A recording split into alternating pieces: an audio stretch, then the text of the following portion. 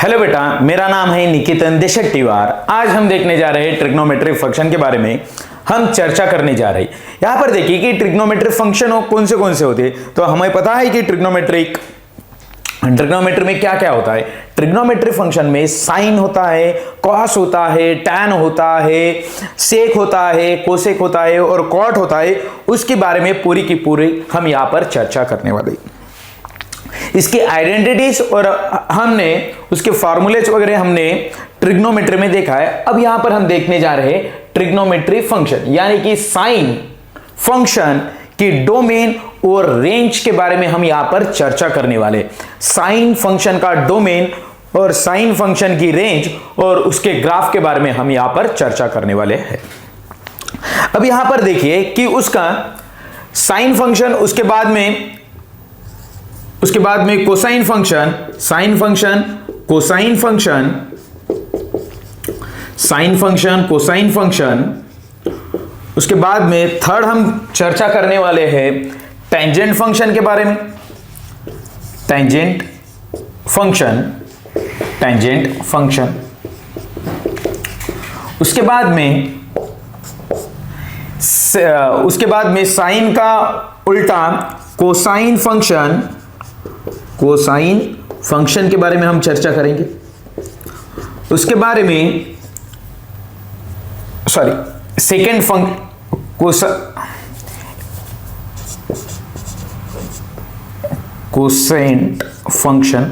Function. उसके बारे में इसका रेसिप्रोकल सेकेंड फंक्शन के बारे में हम चर्चा करेंगे। सेकेंड फंक्शन, उसके बारे में चर्चा करने वाले। और इसका रेसिप्रोकल, टैन का रेसिप्रोकल होता है कोटेंजेंट फंक्शन, कोटेंजेंट फंक्शन। उसी को हम बोलते हैं क्वाड फंक्शन। क्या बोलते हैं हम? Quad function. क्या बोलते हैं? Quad function, quad function. ठीक है बेटा। अब देखिए हम पहले तो चर्चा करेंगे साइन फंक्शन, उसके बाद में cos function, tan function, tangent यानी कि टैन फंक्शन, उसके बाद में कोसेक फंक्शन यानी कि कोसेक फंक्शन यानी कि कोसेक एक्स यानी कि कोसेक एक्स, सेकंड यानी कि सेक फंक्शन। उसके बाद में कोटेंजेंट यानी कि क्वाड फंक्शन के बारे में हम टोटली चर्चा करने वाले हैं यहां पर कि उसका डोमेन क्या होता है, उसकी रेंज क्या होती है, उसके ग्राफ किस तरह से बनते हैं, उसके बारे में हम यहां पर चर्चा करने वाले। फर्स्ट हम चर्चा करेंगे साइन फंक्शन के बारे में चर्चा करेंगे। यहां पर देखिए कि साइन फंक्शन का ग्राफ किस तरह से बनता है उसे देखिए। साइन फंक्शन का ग्राफ बनता है, यहां पर देखिए साइन की वैल्यू 0 पे क्या होती है? तो 0 होती है। ओके, यहां पर देखिए साइन फंक्शन का ग्राफ किस तरह से बनता है।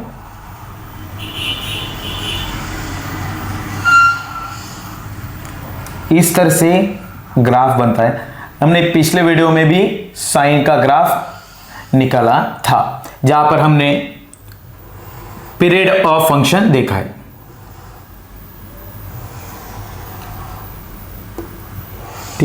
इस तरह का ग्राफ बनता है।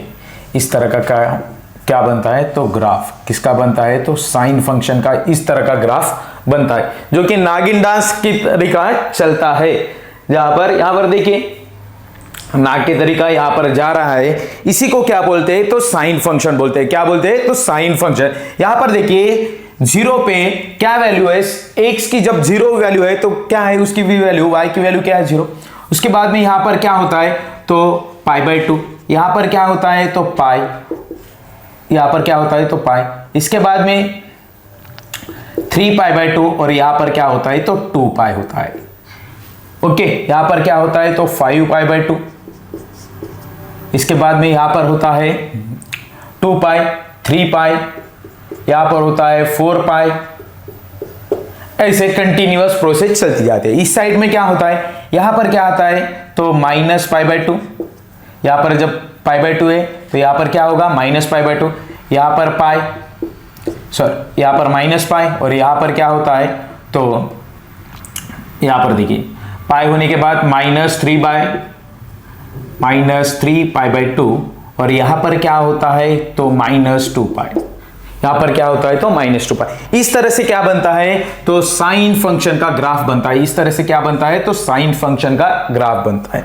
और यहां पर देखिए जो कि यहां पर इंटरवल बन रहा है वो देखिए एक कितना इंटरवल कौन सा होता है तो 2 पाई का इंटरवल, यानी कि उसकी वैल्यू कुछ इंटरवल के बाद वही आपको वैल्यू रिपीट मिलती होंगी, तो उसे क्या करते हैं हम पीरियड करते हैं। तो हमने पिछले लेक्चर में देखा था कि इसका पीरियड क्या होता है, साइन फंक्शन का पीरियड क्या होता है तो 2 पाई। अब इसकी डोमेन के बारे में यहां पर चर्चा करेंगे। तो डोमेन क्या होता है हम कहां पर देखते हैं तो डोमेन एक्स एक्सिस पर देखते हैं। डोमेन कहां पर देखते हैं तो हम एक्स एक्सिस पर। यहां पर देखिए डोमेन क्या हो सकता है, डोमेन तो ऑल एक्सिस है, ऑल रियल एक्स। यहां पर देखिए एक्स एक्सिस की हर एक वैल्यू क्या होती है डोमेन होती है। यहां पर देखिए कहीं पर भी ग्राफ ब्रेक नहीं हुआ है, हर वैल्यू के लिए, हर x के वैल्यू के लिए आपको y की वैल्यू मिलती जा रही है। मतलब इसका डोमेन क्या होगा बेटा, इसका डोमेन क्या होगा तो टोटल r होगा।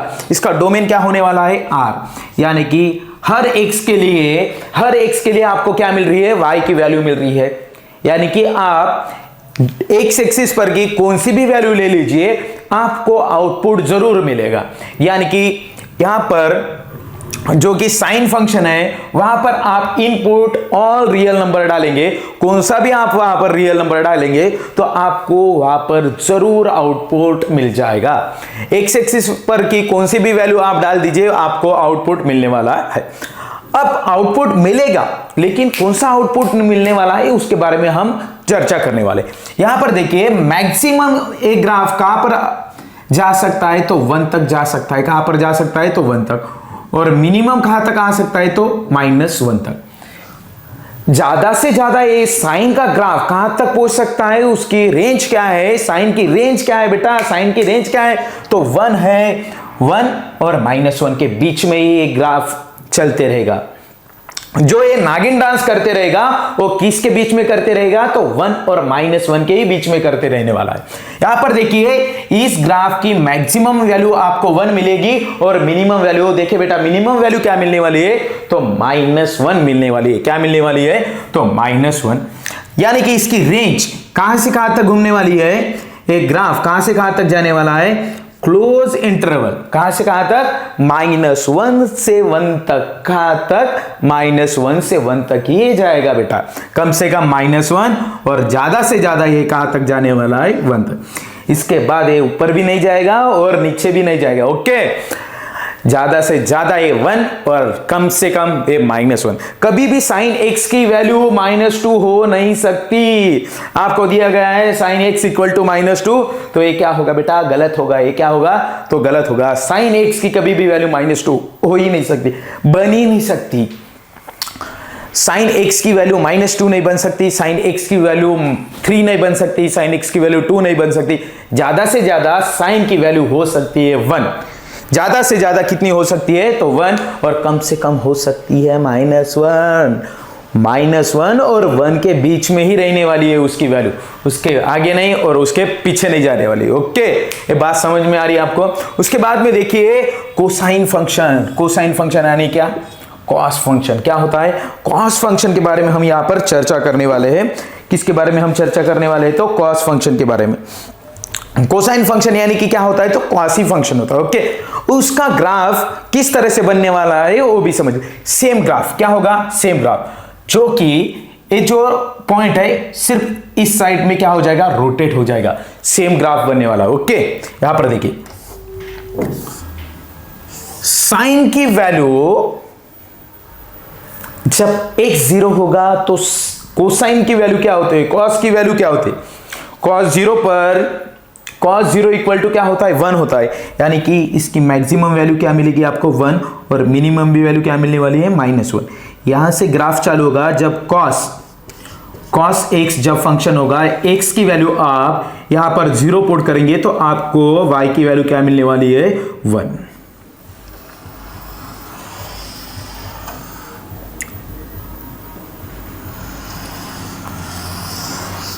इस तरह का ग्राफ मिलेगा बेटा, इस तरह का ग्राफ मिलने वाला है आपको कॉस फंक्शन का है, इसी तरह का ग्राफ मिलने वाला है। ओके, एक कंटिन्यूअस चलते जाएगा, जैसे जैसे आपकी एक्स एक्सिस बढ़ती जाएगी एक कंटिन्यूअस कहां तक जाएगा, तो इंफिनिटी तक ये जाने वाला है, और एक ग्राफ कहां तक जाने वाला है, तो माइनस इन्फिनिटी तक। यहां पर ही फिनिश होने वाला नहीं है, ये कहां तक जाएगा, तो प्लस इन्फिनिटी की तरफ, इस तरफ, और ए भी ऐसे ऐसे होके यहां पर कहां तक जाने वाला है, तो माइनस इन्फिनिटी तक। यहां पर देखिए एक्स की वैल्यू आप 0 देंगे तो इसकी y की वैल्यू क्या मिलने वाली है आपको, 1। क्या मिलने वाली है, ये पॉइंट पे क्या मिलने वाली है, 1। और यहां पर क्या मिलने वाली है, छोटी वैल्यू क्या होगी, तो -1। ये कौन सा पॉइंट बनेगा, तो ए वाला भी सबसे नीचे वाला पॉइंट -1 बनेगा। यहां पर देखिए ये क्या होता है, ये इसको टच करेगा यहां पर, ठीक, यहां पर क्या होगा, तो इसको टच करके जाने वाला है, ठीक है। ओके बेटा, और यहां पर भी देखिए कोसाइन फंक्शन, जो कि कोसाइन फंक्शन है, उसमें भी मैक्सिमम वैल्यू 1 होगी और मिनिमम वैल्यू क्या है, -1। और आपकी x की वैल्यू आप कहां से कहां तक ले सकते हो, तो यहां पर देखिए माइनस इन्फिनिटी से इन्फिनिटी तक आप x की कौन सी भी वैल्यू ले सकते हो। यानी कि इसका भी डोमेन क्या बनने वाला है बेटा, इसका डोमेन बनने वाला है r, इसका डोमेन बनने वाला है r, और रेंज क्या बनने वाली है, तो रेंज बनेगी इसकी, देखिए रेंज क्या बनने वाली है, देखिए रेंज बन जाएगी इसकी, कहां से कहां तक ये रोटेट हो रहा है, ये कहां से कहां तक, ये सबसे नीचे ग्राफ कहां तक आने वाला है, -1 तक, और कहां तक जाने वाला है, 1 तक।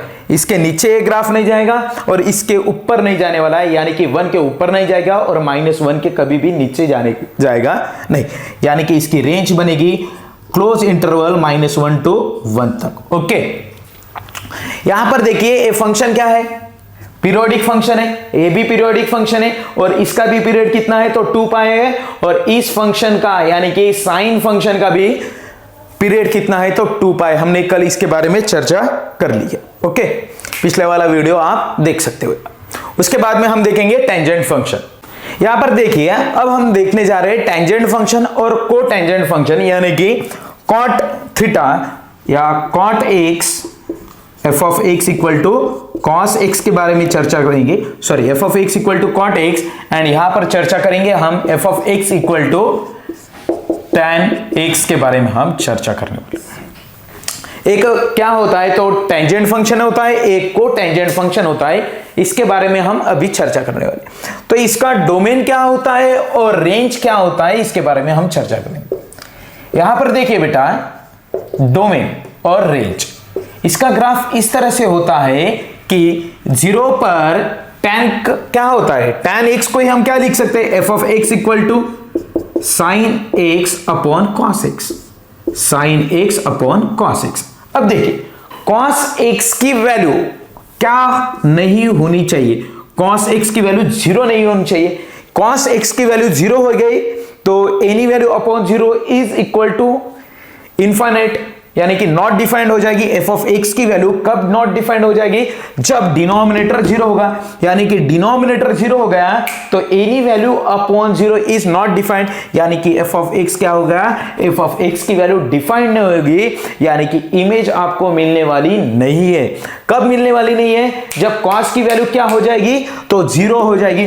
अब कॉस की वैल्यू 0 कब होती है, यहां पर देखिए हमने जो ग्राफ देखा था, जो ग्राफ देखा है वो इस तरह का है।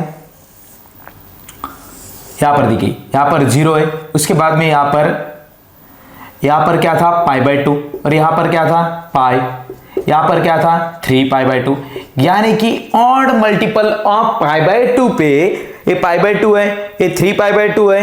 यहां पर क्या हो रही है कि cos की वैल्यू क्या हो रही है, 0 बन रही है। कब बन रही है, जहां पर π/2 3π/2 और 5π/2 पे यहां पर देखिए यहां पर क्या हो जाएगा 2 पाई, यहां पर क्या हो जाएगा, यहां से शुरुआत हो रही है 3π/2, यहां पर पाई हो जाएगा, उसके बाद में यहां पर 5π/2, यहां पर क्या हो जाएगा 5π/2। जहां पर ऑड मल्टीपल वैल्यू आ रही है, ऑड मल्टीपल ऑफ π/2, वहां पर cos क्या दे रहा है आपको, 0 दे रहा है। हमें cos की वैल्यू 0 नहीं चाहिए, हमें क्या cos की वैल्यू 0 नहीं चाहिए। मतलब यहां पर देखिए जो कि एक टेंजेंट है, tan फंक्शन है, उसका denominator sin x by cos x लिख सकते हैं।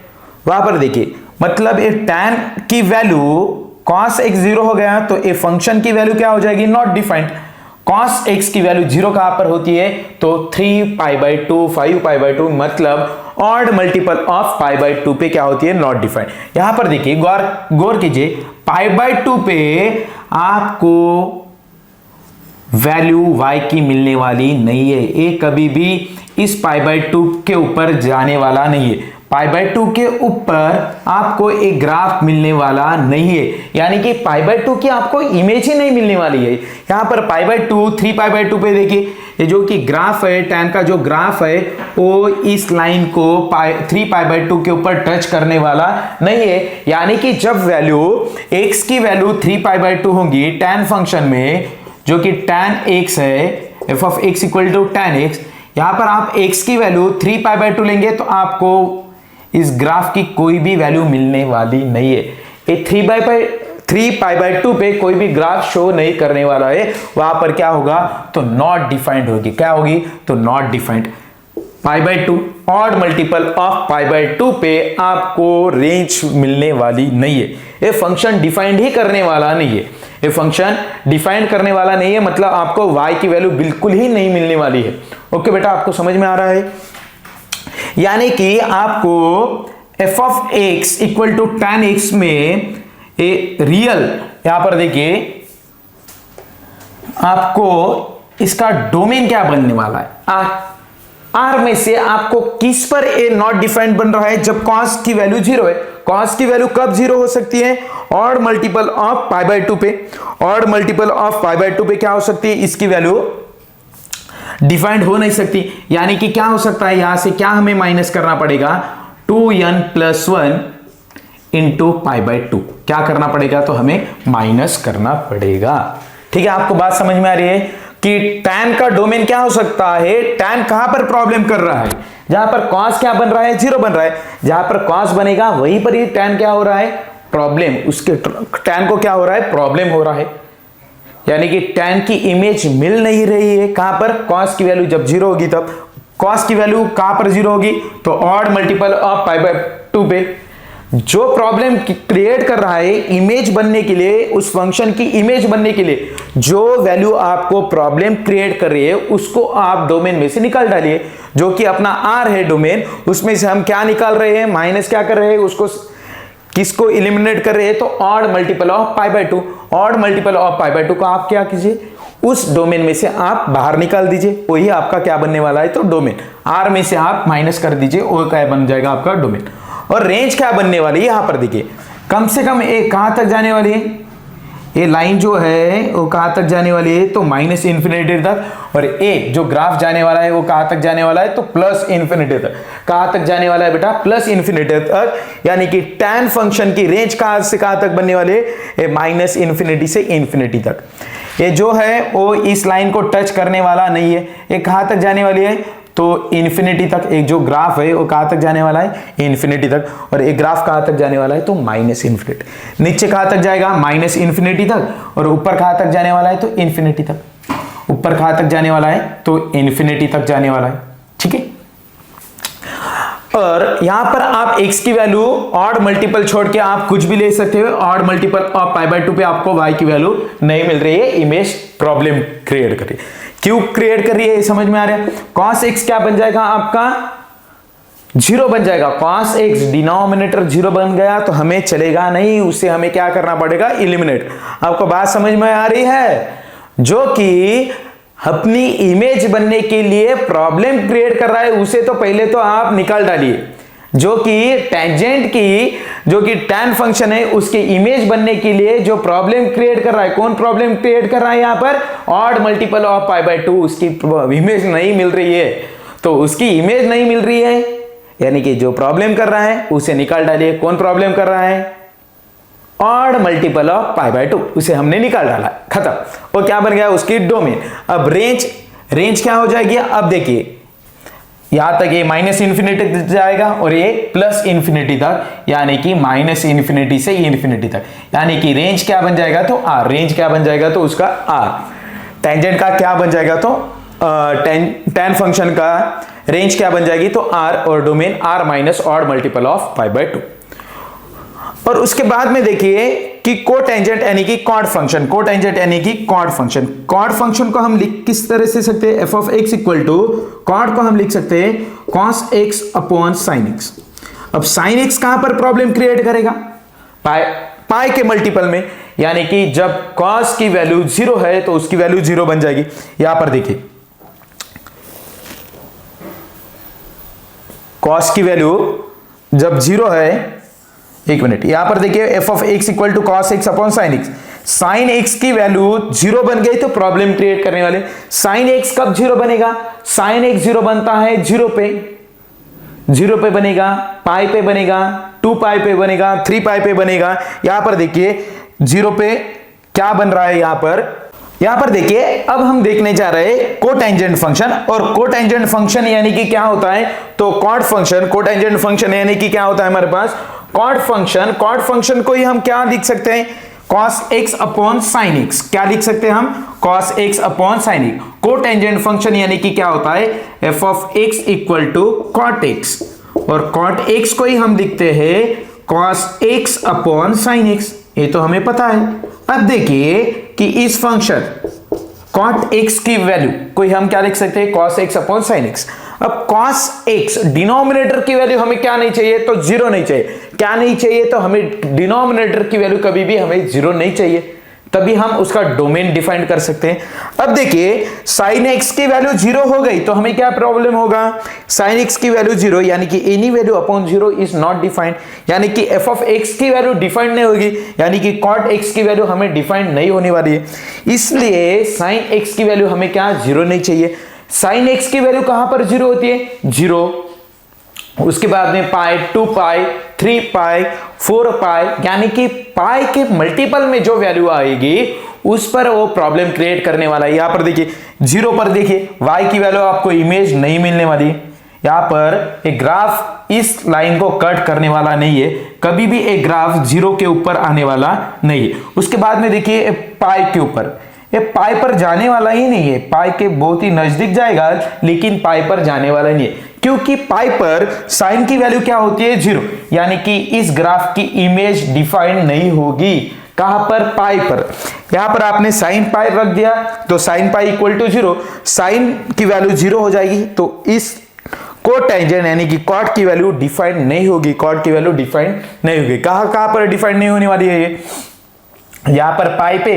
यहां पर देखिए ग्राफ की वैल्यू आप ए पाई की तरफ जाएगी लेकिन एग्जैक्ट पाई को कभी भी टच करने वाली नहीं है। ए भी देखिए ये 0 की तरफ जा रही है, 0 के बगल में होगी ये ग्राफ, लेकिन 0 को कभी भी कट नहीं करेगा, क्रॉस नहीं करेगा।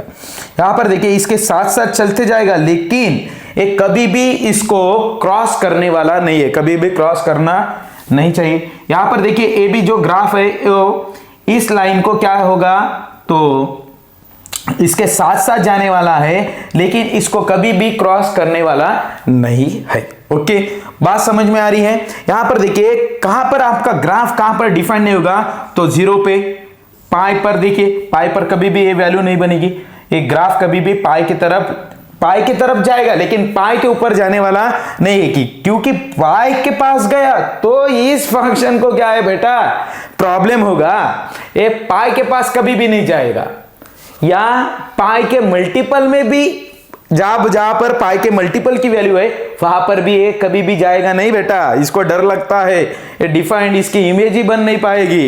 ये पाई या पाई के मल्टीपल में जहां वैल्यू है पाई के मल्टीपल में वहां तक जाएगा ही नहीं। क्यों नहीं जाएगा, इसकी इमेज के लिए खतरा है, इसकी इमेज बनने वाली नहीं है। इसकी इमेज को कहां पे प्रॉब्लम है, तो पाई बाय पाई के मल्टीपल में जहां वैल्यू है वहां कॉट के इमेज को प्रॉब्लम है। ओके, समझ में आ रही है आपको बात। तो ए इसके डोमेन में भी नहीं होगा, ये एक्स की वैल्यू एक्सेप्ट ही नहीं करने वाला है, कौन सी, जो पाई के मल्टीपल में है। यानी कि इसका डोमेन क्या बनने वाला है, इसका डोमेन बनेगा, आप आर में से क्या माइनस कर दीजिए, आर में से क्या एलिमिनेट कर दीजिए, पाई के मल्टीपल वैल्यू, पाई के मल्टीपल वाली वैल्यू, यानी कि n पाई। n यानी कि क्या होगा, इंटीजर, n यानी कि क्या होगा, इंटीजर। ओके, यहां पर भी n यानी कि क्या होता है, तो इंटीजर होता है। n belongs to integer, I for integer, okay. और इसकी रेंज क्या होने वाली है, यहां पर देखिए इस टेंजेंट कॉट फंक्शन है, जो कि कॉट फंक्शन है, उसकी रेंज क्या बनने वाली है, तो माइनस इन्फिनिटी से इन्फिनिटी। एक ग्राफ देखिए कहां तक जाने वाला है, नीचे कहां तक जाएगा, इन्फिनिटी, माइनस इन्फिनिटी तक। ये कहां तक जाने वाला है, तो इन्फिनिटी तक, और ये ऊपर कहां तक जाने वाला है, तो प्लस इन्फिनिटी तक। ये कहां तक जाने वाला है, तो प्लस इन्फिनिटी तक। ये नीचे कहां तक जाने वाला है, तो माइनस इन्फिनिटी तक।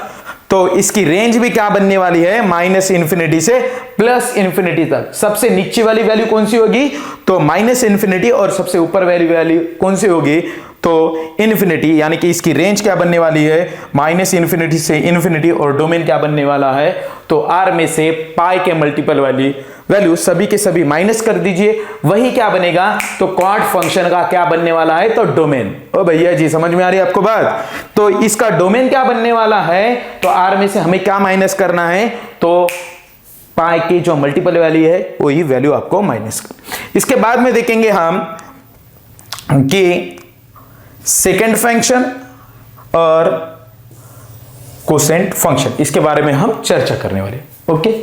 अब देखिए हम यहां पर देखने जा रहे हैं, यहां पर कोसेंट फंक्शन का ग्राफ, यानी कि कोसेक एक्स का ग्राफ देखिए, कोसेक एक्स का graph, f of x equal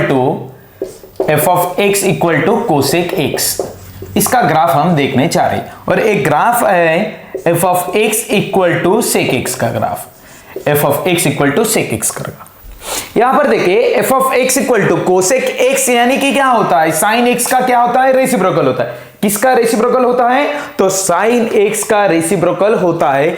यानी कि F of x equal to हम क्या लिख सकते हैं यहां पर 1 upon sine X, cosec X को ही हम क्या लिख सकते हैं 1 अपॉन साइन एक्स। हमें डिनोमिनेटर क्या नहीं चाहिए, 0, यानी कि इसका डिनोमिनेटर में कौन है, साइन एक्स। साइन एक्स कब 0 हो सकता है बेटा, साइन एक्स 0 होता है 0 पाई 2 पाई 3 पाई 4 पाई 5 पाई 6 पाई, यानी कि जो कि पाई के मल्टीपल में वैल्यू है वहां क्या होता है, साइन की वैल्यू 0 होती है। यानी कि इस फंक्शन को प्रॉब्लम कहां पर क्रिएट होगा, जहां पर साइन एक्स की वैल्यू 0 होगी, और साइन एक्स की वैल्यू 0 होती है पाई के मल्टीपल में। किसके मल्टीपल में, तो पाई के मल्टीपल में। यानी कि पाई के मल्टीपल में ए वैल्यू डिफाइंड करने वाला नहीं, यानी कि कोसेक एक्स की जो इमेज है वो कहां पर नहीं मिलने वाली है, जहां पर पाई के मल्टीपल में। यानी कि साइन एक्स हमें 0 नहीं चाहिए। साइन एक्स कब 0 होता है, जब यहां पर एक्स की वैल्यू आप पाई के मल्टीपल में आप पुट करेंगे, जैसे कि 0 पाई 2 पाई 3 पाई 2 पाई 3 पाई 5 पाई, इसके मल्टीपल में आप पुट करेंगे तो वहां क्या होगी बेटा, इसकी वैल्यू 0। यहां पर देखिए पाई की जगह पर फंक्शन कभी भी डिफाइन नहीं होगा, इसका ग्राफ पाई की वैल्यू पर जाने वाला नहीं है। जहां पर एक्स की वैल्यू पाई है वहां पर एक ग्राफ कभी भी डिफाइंड नहीं होगा, जहां पर x की वैल्यू 0 है वहां पर एक ग्राफ जाने वाला नहीं है। यानी कि जब x की वैल्यू 0 होगी तो एक ग्राफ की कोई वैल्यू यहां पर नहीं मिलने वाली है, इसकी इमेज कोई भी नहीं मिलने वाली है। यानी कि 0 पे प्रॉब्लम क्रिएट हो रहा है, 2 पाई पे क्रिएट हो रहा है, पाई पे क्रिएट हो रहा है, वैसे ही 3 पाई पे भी क्रिएट होगा। यहां पर निगेटिव में माइनस पाई में, माइनस पाई में, माइनस 2 पाई में, माइनस 3 पाई में, इसी तरह से क्या होने वाला है, तो प्रॉब्लम क्रिएट होने वाला है। तो यहां पर देखिए प्रॉब्लम कहां पर क्रिएट हो रहा है, तो पाई के मल्टीपल में। यानी कि डोमेन में से हमें क्या माइनस करना पड़ेगा, डोमेन में से हमें क्या माइनस करना पड़ेगा, साइन एक्स का डोमेन क्या होता है बेटा, तो आर होता है। हमने देखा है कि साइन एक्स का डोमेन क्या होता है, आर। कौन प्रॉब्लम क्रिएट कर रहा है, इमेज बनने के लिए कौन कौन प्रॉब्लम क्रिएट कर रहा है, तो पाई के मल्टीपल की वैल्यू कौन प्रॉब्लम क्रिएट कर रहा है, पाई के मल्टीपल की वैल्यू। तो जब अपनी इमेज बनने के लिए कोई प्रॉब्लम क्रिएट करता है तो उसे भी हमें क्या करना पड़ता है, दूर करना पड़ता है। उसी तरह से इस कोसेक एक्स के लिए प्रॉब्लम, इसकी इमेज मिलने के लिए कौन प्रॉब्लम क्रिएट कर रहा है, तो पाई के मल्टीपल की वैल्यू प्रॉब्लम क्रिएट कर रही है। तो इसे माइनस कर दीजिए, n पाई को माइनस कर दीजिए, और n क्या होता है, n belongs to integer, n यानी कि क्या होता है, इंटीजर। समझ में आ रही है आपको बात। और इसकी रेंज क्या होने वाली है, अभी यहां पर देखिए रेंज क्या बनेगी इसकी, यहां पर देखिए कोसेक एक्स यानी कि साइन एक्स का क्या होता है, रेसिप्रोकल होता है। उसी तरह से देखिए साइन एक्स की रेंज कहां से कहां तक मिल रही थी हमें, -1 से 1 तक उसकी रेंज मिल रही थी। अब देखिए ग्राफ कहां से जा रहा है, 1 के ऊपर जा रहा है। यहां पर देखिए ग्राफ जो है वो 1 से क्या हो रहा है, ए बी ऊपर जा रहा है इन्फिनिटी तक की तरफ। ए बी कम से कम एक ग्राफ बन रहा है, यहाँ ओ वाला ग्राफ क्या बन रहा है 1 तक, और ए वाला -1 के नीचे जा रहा है और ए 1 के नीचे जा रहा है। मतलब 1 और -1 के बीच में कोई ग्राफ बन रहा नहीं, 1 और -1 के बीच में कोई भी ग्राफ बन रहा नहीं। इतनी वैल्यू छोड़ के -1 से 1 तक की वैल्यू आप r में से माइनस कर दीजिए, बाकी सब की वैल्यू क्या मिलती जाएंगी। यहां पर देखिए सबसे नीची वैल्यू क्या होगी, -इन्फिनिटी, और सबसे ऊपर वैल्यू क्या होगी, तो इन्फिनिटी। सिर्फ बीच में की वैल्यू आपको मिलने वाली नहीं है, कहां से कहां तक, -1 से 1 तक। एक कभी भी ग्राफ इसके बीच में आने वाला नहीं है, क्योंकि वो साइन एक्स का क्या है, कोसेक एक्स साइन एक्स का क्या है, रेसिप्रोकल है। तो इसके बीच में आपको कोसेक एक्स का ग्राफ नहीं मिलने वाला है। इसका उल्टा होता है, जो कि साइन एक्स 1 और -1 और 1 के बीच में उसका ग्राफ मिलता था, अब कोसेक एक्स का कहां से कहां तक मिल जाएगा, इसकी वैल्यू छोड़ के, ये -1 और 1 को छोड़ के सभी तक आपकी रेंज बनेगी। यानी कि r से आपको क्या माइनस करना होगा, तो ओपन इंटरवल 1 से 1 तक ये क्या करना पड़ेगा, आपको माइनस करना पड़ेगा। ओके, ये क्या हो जाएगी, तो इसकी रेंज बनने वाली। उसी प्रकार से सेक एक्स है, उसी प्रकार से सेक एक्स फंक्शन है, उसका डोमेन और रेंज क्या मिलने वाला है। और डोमेन देखिए, इसका डोमेन क्या मिलने वाला है, डोमेन सेक एक्स को हम लिख क्या सकते हैं, इसके बारे में देखेंगे। सेक एक्स को हम 1/cos x लिख सकते हैं। सेक एक्स यानी कि क्या होता है, 1/cos x। अब देखिए हमें डिनोमिनेटर की वैल्यू 0 नहीं चाहिए। अब cos x डिनोमिनेटर में क्या है, cos x। अब डिनोमिनेटर की वैल्यू 0 कब बनेगी, यानी कि cos x की वैल्यू 0 कब बनने वाली है, तो cos x की वैल्यू बनती है 0। कब बनती है, 0 पे बनती है। यहां पर देखिए 0 पे बनती है क्या, नहीं, cos 0 इज 1, देन cos 0 की वैल्यू 1 बनती है, cos π/2 की वैल्यू 0, -1 0। यहां पर देखिए ऑड मल्टीपल पर क्या होती है, cos की वैल्यू क्या होती है, 0, यानी कि 0 पर 1 मिल रहा है। यहां पर देखिए 0 पर क्या मिल रहा है, 1। यहां पर ऑड मल्टीपल यानी कि यहां पर डिफाइंड नहीं हो रही है, क्योंकि cos की वैल्यू क्या होती है, ऑड मल्टीपल पे ऑड मल्टीपल π/2 पे क्या होती है, cos x की वैल्यू क्या होती है, 0 होती है। अपने को 0 नहीं चाहिए। यहां पर देखिए, यहां पर भी ग्राफ की वैल्यू डिफाइंड नहीं हो रही है। यहां पर देखिए π/2 पे, -π/2 पे भी cos x की sec x की वैल्यू डिफाइंड नहीं हो रही है, क्योंकि cos x क्या बन जा रहा है, इस odd multiple value pair cos x क्या बन जा रहा है, 0। अब मैं cos की वैल्यू 0 ही नहीं चाहिए। cos ही हमारे को प्रॉब्लम क्रिएट कर रहा है। cos कब प्रॉब्लम क्रिएट कर रहा है, जब cos की वैल्यू क्या बन रही है, 0 बन रही है। cos की वैल्यू कब 0 बन रही है, तो ऑड मल्टीपल ऑफ π/2 पे क्या बन रही है, उसकी वैल्यू 0। यानी कि डोमेन में से जो r है, r में से हम क्या माइनस कर देंगे, r में से हम ऑड मल्टीपल ऑफ π/2 क्या कर देंगे, माइनस, यानी कि 2n + 1/2 2n + 1 इंटू π/2 को हम क्या करने वाले हैं, तो माइनस। ये क्या बन जाएगा, तो डोमेन। और रेंज क्या बनने वाला है, तो रेंज यहां पर देखिए सेम, यहां पर देखिए कि जो कि सेक फंक्शन है वो कहां से कहां तक बिलोंग कर रहा है। यहां पर देखिए नीचे से नीचे कहां तक जाने वाला है, -इन्फिनिटी तक। ये लाइन कहां तक जाने वाली है, ग्राफ कहां तक जाने वाला है, तो -इन्फिनिटी तक। और ये ग्राफ कहां तक जाने वाला है, तो +इन्फिनिटी तक। बट यहां पर देखिए कभी भी एक ग्राफ -1 और 1 के बीच में कभी भी लाई करने वाला नहीं है। तो इसमें से रेंज में से क्या माइनस करना पड़ेगा, r में से -इन्फिनिटी और इन्फिनिटी में से क्या माइनस करना पड़ेगा, इतना इंटरवल हमें क्या करना पड़ेगा, माइनस। यानी कि -1 से 1 तक का इंटरवल, ओपन इंटरवल -1 से 1 तक का क्या करना पड़ेगा, हमें माइनस करना पड़ेगा। इतना ही क्या बनने वाली है, तो उसकी रेंज बनेगी। क्या बनेगी, तो उसकी रेंज बनेगी।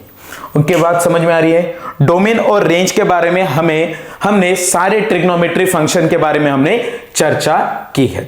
और एक बार इसका सारे के सारे ट्रिग्नोमेट्री फंक्शन के हम डोमेन और रेंज के बारे में एक बार रिवाइज कर लेंगे कि उसका डोमेन और रेंज क्या होता है। तो साइन एक्स का डोमेन तो आर होता है, साइन एक्स का डोमेन आर होता है। किस किस का डोमेन आर होता है? यहां पर देखिए साइन एक्स का डोमेन क्या होता है? Domain of this function are, okay. और रेंज क्या होती है उसकी? Range of sine X function is close interval -1 से 1 तक। उसी प्रकार से कोसाइन फंक्शन का भी डोमेन क्या होता है? तो कॉस फंक्शन का डोमेन क्या होता है? तो आर होता है। और रेंज क्या होती है? तो -∞ से ∞ तक। रेंज क्या होती है? तो -1 से 1 तक, -1 से 1 तक। और जो कि ग्राफ होता है वो कहां से कहां तक जाता है? मैक्सिमम उसकी वैल्यू ग्राफ कहां तक पहुंचने वाला है? तो 1 तक। और मिनिमम कहां तक जाने वाला है? तो +1 तक। और tan का क्या होगा? यहां पर देखिए tan को क्या लिखा जाता है? tan x को लिखा जाता है sin x upon cos x। cos x कहां पर 0 बनता है? हमें cos x की वैल्यू 0 नहीं चाहिए। cos x की वैल्यू 0 बनती है ऑड मल्टीपल ऑफ π/2 पे, यानी कि π/2 पे cos π/2 = 0। उसी प्रकार से 3π/2 पे 0 बनती है, यानी कि आपको डोमेन में से क्या माइनस करना पड़ेगा? आपको r में से क्या माइनस करना पड़ेगा डोमेन बनाने के लिए? ऑड मल्टीपल ऑफ π/2, यानी कि 2 + 1 इंटू π/2 क्या करना पड़ेगा? हमें माइनस करना पड़ेगा। ये क्या बन जाएगी? उसकी डोमेन। और रेंज क्या बनने वाली है? रेंज उसकी बन जाएगी r। रेंज क्या बनने वाली है? तो r। उसके बाद में कोटेंजेंट फंक्शन देखिए, उसी प्रकार से इसका डोमेन क्या बनने वाला है? डोमेन क्या बनने वाला है? डोमेन बनेगा r में से हमें क्या माइनस करना है? जो वैल्यू प्रॉब्लम क्रिएट कर रही है उसको आप माइनस कर दीजिए। यहां पर देखिए कोटेंजेंट यानी कि कॉट फंक्शन को हम क्या लिख सकते हैं? cos x upon sin x। sin x कब कब 0 बनेगा? sin x कब कब 0 बनने वाला है? पाई के मल्टीपल में वैल्यू होगी, जैसे कि 0 पे बनेगा sin 0 = 0, उसके बाद में पाई पर, उसके बाद में 2 पाई पर, उसके बाद में 3 पाई पर, उसके बाद में 4 पाई पर, उसके बाद में 5 पाई पर, उसके बाद में 6 पाई पर, यानी कि पाई के मल्टीपल में जब जब वैल्यू होगी n पाई, तब क्या होगा? और साइन क्या बन जाएगा? 0। साइन 0 बन गया तो कॉट के लिए क्या होगा? प्रॉब्लम होगा, तो उसे क्या कर दीजिए आप? माइनस।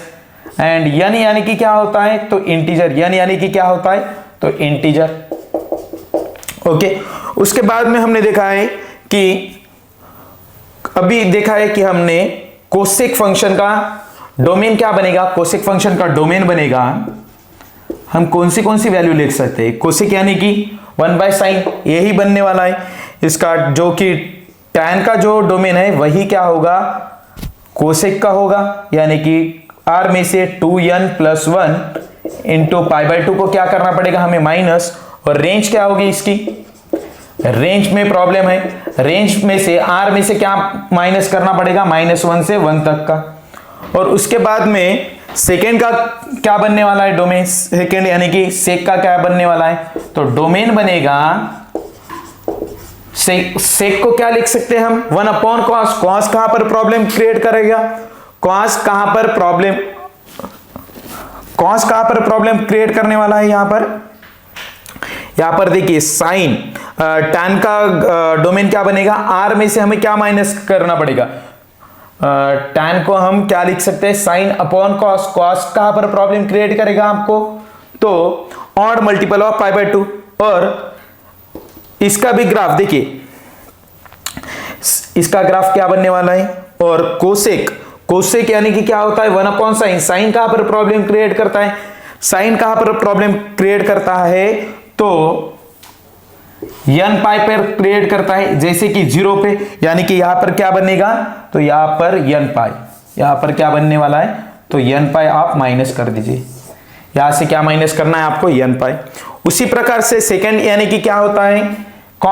सेक फंक्शन यानी कि 1/cos। cos कहां प्रॉब्लम करता है? ऑड मल्टीपल पर, यानी कि इसमें से क्या माइनस करना पड़ेगा? r में से 2n + 1 π/2 को क्या करना पड़ेगा? माइनस। और इसका ग्राफ क्या बनने वाला है? तो ग्राफ में से रेंज क्या बनने वाली है यहां पर?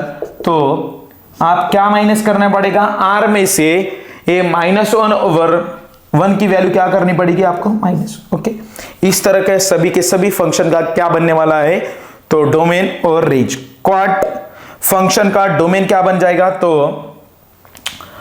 r माइनस n पाई, और रेंज क्या बनने वाली है, रेंज बनने वाली है r। रेंज क्या बनने वाली है, तो r।